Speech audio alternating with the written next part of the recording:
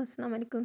आज मेरे पास जो बुक है वो है इंग्लिश की बुक और ये कारवान सीरीज़ की है। बेसिकली उन लोगों के लिए जो कि आने वाले अपकमिंग टेस्ट के लिए प्रैक्टिस कर रहे हैं, स्पेशली जो सब्जेक्ट स्पेशलिस्ट के लिए प्रैक्टिस कर रहे हैं, एसपीएससी में हो या एफपीएससी में हो या एनटीएस में हो, तो उन लोगों के लिए ये बहुत ज़्यादा हेल्पफुल होगी। So let's start our second topic. हमने फर्स्ट तो ऑलरेडी डिस्कस कर चुके हैं। अब हमारे सेकंड टॉपिक के अंदर हम डिस्कस करेंगे मिडिल इंग्लिश पीरियड को, जो कि 1066 से लेके 1500 तक रहा है। सो let's start our second topic. सबसे पहले जो यहाँ पर हमें एमसीक्यूज दिया गया है वो दिया गया है, Chaucer began to write the Canterbury tales in the year. सबसे पहले एमसीक्यूज में हमसे ये पूछा गया है कि चौसर, जिनका फुल नाम है जॉफ्री चौसर, उन्होंने अपनी जो पोयम है कैंटरबरी टाल्स उनको कब लिखा था? उन्होंने लिखा था 1387 में।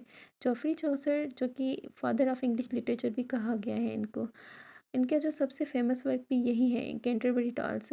इनकी पैदाइश हुई थी 1343 में लंदन में और उनकी डेथ भी वहीं हुई है, लंदन में 1400 में। Now move to second MCQs. Second MCQs में हमसे कहा गया है कि who introduce the heroic couplet into English verses. Heroic couplet जो कि एक पोयम है, उनको इंग्लिश वर्सेस के अंदर कौन से ऑथर ने कन्वर्ट किया था? तो वो भी किया था जॉफ्री चौसर ने। Option number D. Third MCQs के अंदर कहा गया है, Chaucer was called the earliest of the great modern and was also called the morning star of renaissance, who gave the. MCQs number 4 में पूछा गया है, in which year the owl and the nightingale was published. पूछा गया है कि owl and the Nightingale जो कि एक पोयम था, ये कब पब्लिश हुआ था? ये पब्लिश हुआ था 1837 में। अच्छा, बेसिकली ये एक पोयम है जो कि बेस करता है दो कैरेक्टर के ऊपर। एक है आउल, उल्लू, और दूसरा है नाइटेंगल यानी बुलबुल। ये इन दोनों की कहानी है। सबसे पहले इस कहानी में होता ये है कि जो नाइटेंगल यानी बुलबुल होती हैं, उसको अपनी खूबसूरती पे और अपनी जो सुरीली आवाज़ होती है उस पे बहुत ज़्यादा इसको गुरूर होता है। ये अपनी बहुत तारीफ़ करती हुए ये कहती हैं उल्लू से कि तुम एक उदास शक्ल के और बेसुरी आवाज़ के मालिक हो। एमसीक्यूज नंबर 5 में पूछा गया, व्हाट डज मेडिवल चाइवलरी मीन।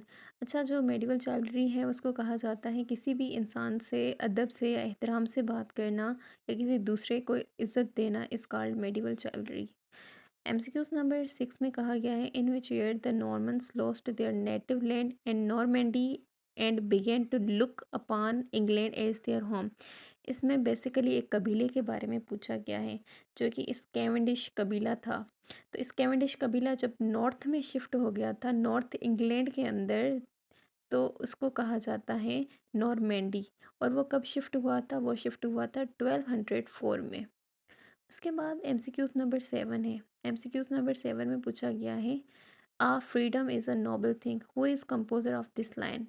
ये एक लाइन है, उसका कंपोजर के बारे में पूछा गया है, जो कि हमारे ऑप्शन नंबर बी में है, बार्बर।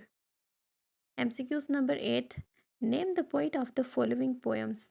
यहाँ पर कुछ पोएम्स दी गई हैं जो टोटल 4 पोएम्स हैं। Sir Gawain and the Green Knight, number 2 Pearl, number 3 Purity, number 4 Patience. ये 4 पोएम्स हैं। इनमें से पूछा गया है कि इस पोएम का पोइट कौन है, शायर कौन है। तो यहाँ पर हमें कुछ ऑप्शंस दिए गए हैं, जिसमें से जो राइट हमारा ऑप्शन है वो है sir Gavin. MCQs number 9। MCQs number 9 में क्या पूछा गया है, which of the following is not the contemporary of चौसर। यानी जो चौसर की जो एज थी, जिस टाइम में चौसर था, तो उस टाइम में इनमें से कौन सा शायर नहीं था? तो अगर हम बात करें जॉन बार्बर की, तो वो भी उसी एज से बिलोंग करते हैं। जॉन गोवर और विलियम लैंगलैंड, तो ये तीनों उसी एज से बिलोंग करते हैं। बाकी बचे जॉन मेंडिविल, ये उनसे उनके बाद आए थे। उसके बाद एमसीक्यूज नंबर 10 है, which of the following 4 dialects was to became the standard English are the King's English by the time of Chaucer. हमसे ये पूछा गया है कि इन चारों में से वो कौन सी मकामी ज़ुबान है जब चौसर के टाइम में बोली जाती थी। तो हमारा ऑप्शन नंबर जो ए है, द नॉर्थन, ये हमारा करेक्ट ऑप्शन है। उसके बाद हमारा एमसीक्यूज नंबर 11 है, सर जॉन गोवर was born in the year. ये जो तीनों ऑप्शन हमें दिए गए हैं, ये तीनों ही गलत है। इनमें से जो राइट हमारा ऑप्शन है वो है डी, नन ऑफ दीज। और मैंने यहाँ पर इसका सही आंसर भी लिखा है। 1313 में इंग्लैंड के अंदर पैदा हुए थे सर जॉन गोवर।